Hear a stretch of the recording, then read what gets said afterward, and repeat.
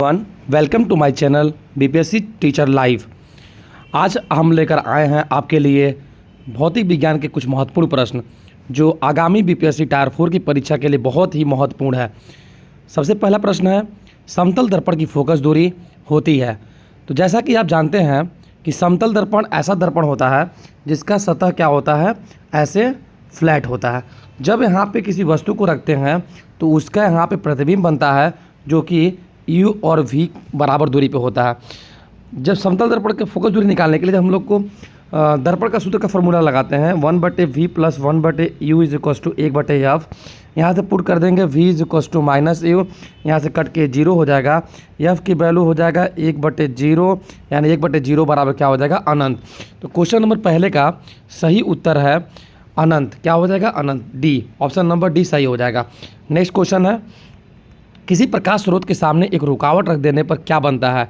जब किसी प्रकाश स्रोत के सामने एक रुकावट रखते हैं तो प्रकाश एक ओर से दूसरी ओर नहीं जा पाता है, जिससे छाया का निर्माण होता है। तो क्वेश्चन नंबर दूसरे का सही उत्तर है question option number A, Chhaya. Next question है क्वेश्चन नंबर 3, 1 मीटर फोकस दूरी वाले उत्तल लेंस की क्षमता होगी -1D, 1.5D, 1D और 2D। तो आप जानते हैं स्टूडेंट, जानते हैं दोस्तों कि क्षमता निकालने का सूत्र होता है P = 1/F, और F को सदैव हम लोग किस में लेते हैं, इन मीटर में लेते हैं। यहाँ पे 1 मीटर दिया हुआ पहले से ही, तो 1/1 बराबर क्या होगा, 1D, यानी कि +1D। आप यहाँ पे याद रखेंगे कि उत्तल लेंस का फोकस दूरी प्लस में होता है तो उसका क्षमता भी क्या हो जाएगा, प्लस में आएगा। और अवतल लेंस का जो फोकस दूरी माइनस में होता है तो उसका क्षमता क्या होता है, माइनस में। माइनस में हो गया किसके लिए, अवतल के लिए। तो क्वेश्चन नंबर 3 का सही उत्तर है C, option number C, 1D। Next question है क्वेश्चन नंबर 4, निम्नलिखित में से किस लेंस को अपसारी लेंस कहते हैं। यहाँ पे आप याद रख लेंगे कि उत्तल लेंस को बोलते हैं अभिसारी। क्या बोलते हैं उत्तल लेंस को, अभिसारी लेंस, और जबकि अवतल लेंस को बोला जाता है अपसारी लेंस, अपसारी लेंस। लेकिन दर्पण में दोस्तों अलग होता है।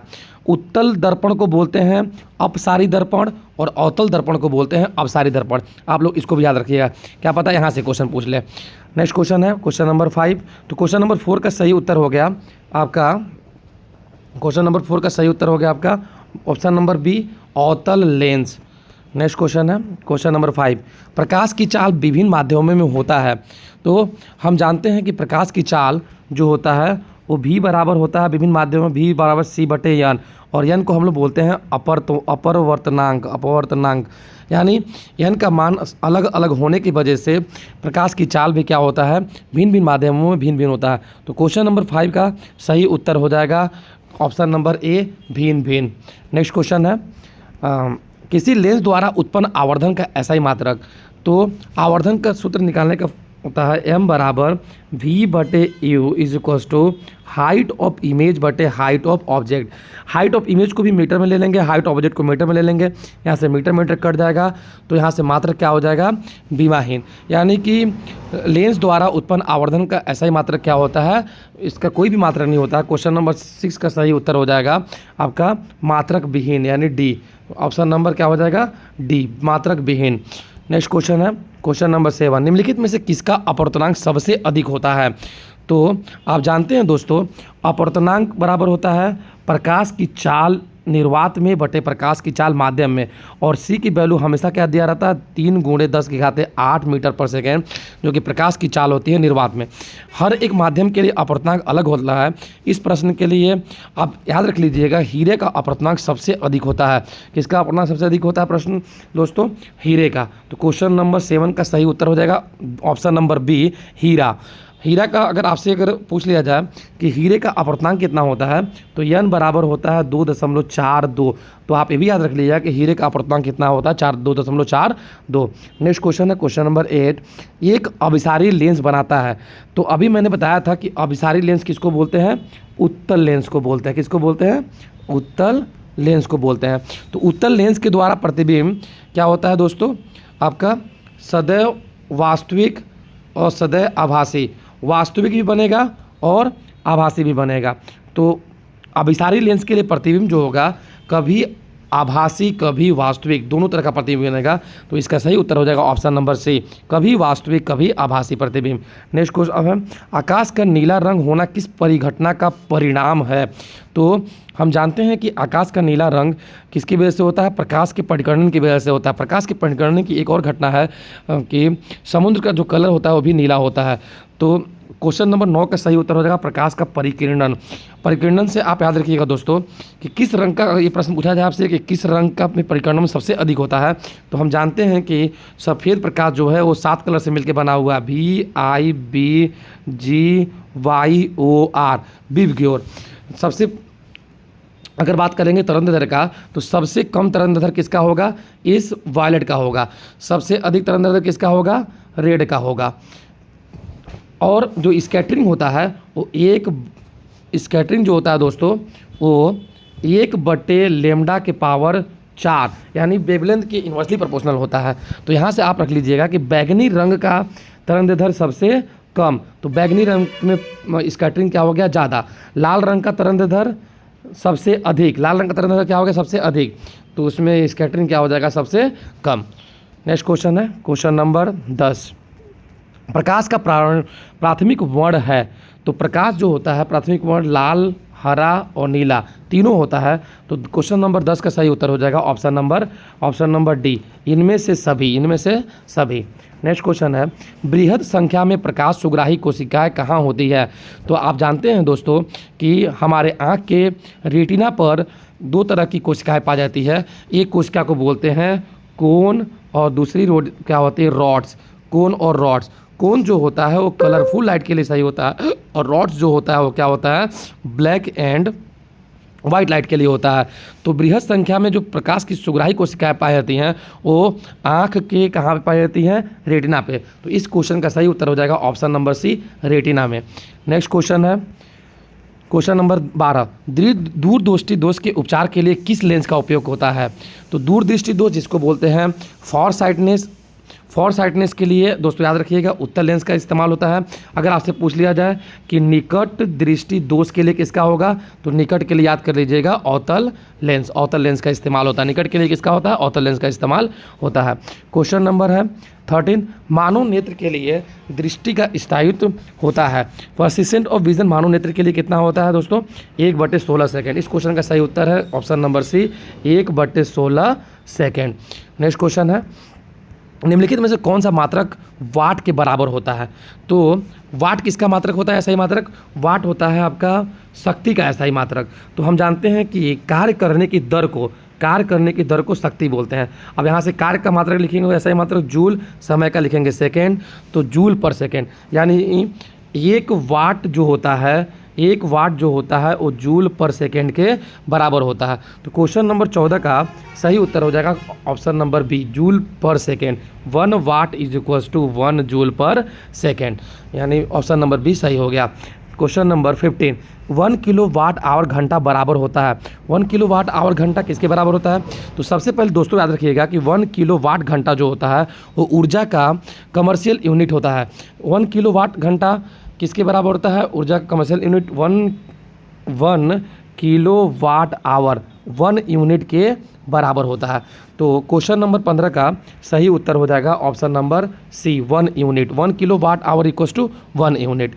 नेक्स्ट क्वेश्चन है क्वेश्चन नंबर 16, विद्युत शक्ति का एसआई मात्रक क्या होता है? अभी मैंने आपको बताया था प्रीवियस क्वेश्चन में कि विद्युत शक्ति का एसआई मात्रक शक्ति बराबर क्या होता है? कार्य करने की दर W/T, और W को लिखते हैं जूल पर सेकेंड, और यही जूल पर सेकेंड क्या होता है? वाट के बराबर होता है। तो क्वेश्चन नंबर 16 का सही उत्तर हो जाएगा वाट, ऑप्शन नंबर बी, वाट।